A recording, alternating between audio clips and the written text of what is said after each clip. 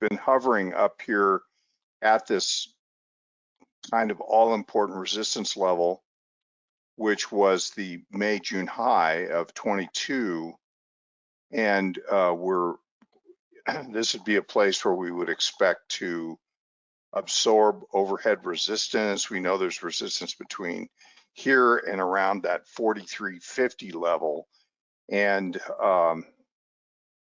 after a couple of days up to get right back into that resistance zone again, the market has rejected that level and turned back down into the Fed announcement today, and that supply has been present, volume has expanded.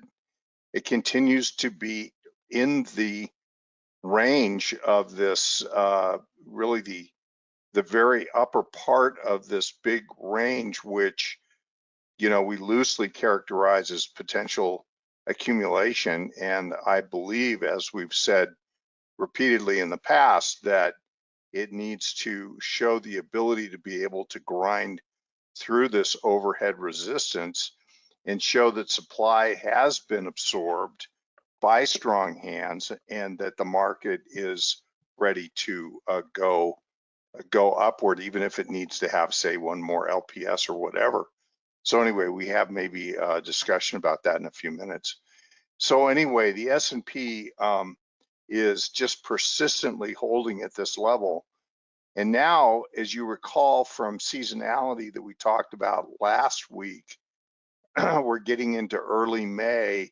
Remember that the seasonality for the first half of May tends to be actually a little bit weak.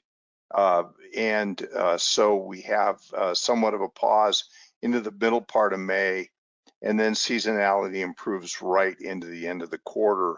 Actually, you have an upward trend that goes into the early part of July.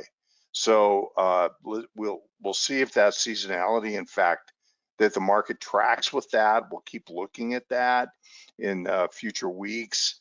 And so I think a big part of the reason that the S&P has been able to really go up to this level and hold here is because of these mega cap names that dominate not just the S&P 500, but also the NASDAQ 100